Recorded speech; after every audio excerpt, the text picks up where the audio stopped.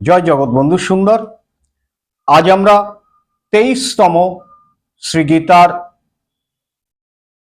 শ্লোকটি ব্যাখ্যা সহ পাঠ করব।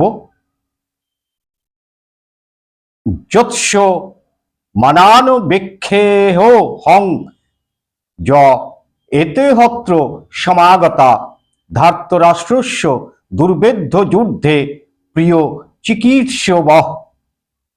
দুর্বুদ্ধি অর্জুনের দুর্যোধনের যুদ্ধে সাহায্য করার জন্য যে রাজন্যবর্গ এই সেনাদলে যোগদান করেছে, যুদ্ধ করার জন্য যারা অত্যন্ত আগ্রহী হয়ে আছে, তাদের সকলকে আমি একবার দেখবার ইচ্ছা করি।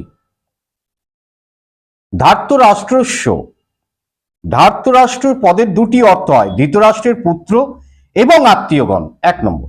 আর 2 নম্বর কি? অন্যায়ভাবে রাষ্ট্র ধারণকারী। এখানে ধৃতরাষ্ট্রের পুত্র দুর্যোধনের উদ্দেশ্যে ধার্তরাষ্ট্র পদটি উল্লেখিত করা হয়েছে ধৃতরাষ্ট্র পুত্রদের জন্য।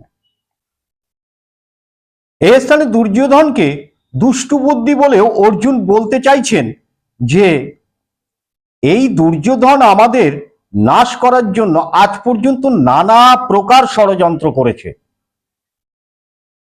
আমাদের অপমান করার জন্য নানা প্রকার উদ্যোগ নিয়েছে। নিয়ম অনুসারে এবং ন্যায়পূর্বক ভাবে আমরা অর্ধরাজ্য প্রাপ্তির অধিকারী, কিন্তু সেটিও আত্মসাৎ করতে চায়, আমাদের দিতে রাজি নয়। এমনিতেই সে অতি দুষ্টবুদ্ধি সম্পন্ন ব্যক্তি। আবার এখানে কিছু রাজন্যবর্গ এসেছেন যারা যুদ্ধ দ্বারা দুর্যোধনের ভালো করতে চান। প্রকৃতপক্ষে মিত্রদের কর্তব্য হচ্ছে এই যে তারা এমন কার্য করবেন এবং এমন কথা বলবেন যাতে তাদের বন্ধুদের ইহলোক এবং পরলোকে মঙ্গল হয়। এটাই হচ্ছে বন্ধুত্ব। তাকে সদ্বুদ্ধি দেওয়া, সৎ জ্ঞান লাভ করা, সৎ পথে নিয়ে আসা। কিন্তু এই নৃপতিগণ দুর্যোধনের দুষ্টুবুদ্ধিকে শোধরাবার চেষ্টা না করে অপর পক্ষে তাকে বাড়িয়ে দিচ্ছে এবং দুর্যোধনকে দিয়ে যুদ্ধ করিয়ে যুদ্ধে তাকে সাহায্য করে তার পতন ঘটাতে চাইছে।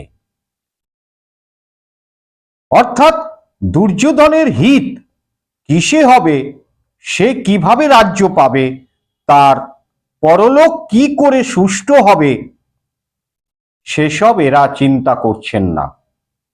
যদি এই রাজারা দুর্যোধনকে কমপক্ষে অর্ধেক রাজ্য নিজে রেখে পাণ্ডবদের প্রাপ্য অর্ধেক রাজ্য তাদের দিয়ে দেবার জন্য পরামর্শ দিতেন, তাহলে দুর্যোধনের অর্ধেক রাজ্যও থাকতো আর পরলোকেও মঙ্গল হতো। যৎস মানান বেক্ষেহ হং য এত হত্র সমাগতা। অর্থাৎ এই যুদ্ধের জন্য যারা উন্মুখ হয়ে আছেন তাদের একবার দেখিত, অর্জুন বলছেন। এরা অধর্ম এবং অন্যায়ের পক্ষ নিয়েছেন, সেই জন্য এরা অর্জুনের সামনে যুদ্ধে দাঁড়াতে পারবেন না, ধ্বংস হয়ে যাবেন। যৎসমানান বলার অর্থ এই যে এদের মনে যুদ্ধের প্রবল ইচ্ছা। সুতরাং ভালো করে দেখি এরা কারা। জয় জগৎ বন্ধু সুন্দর। শ্রী রাধে রাধে।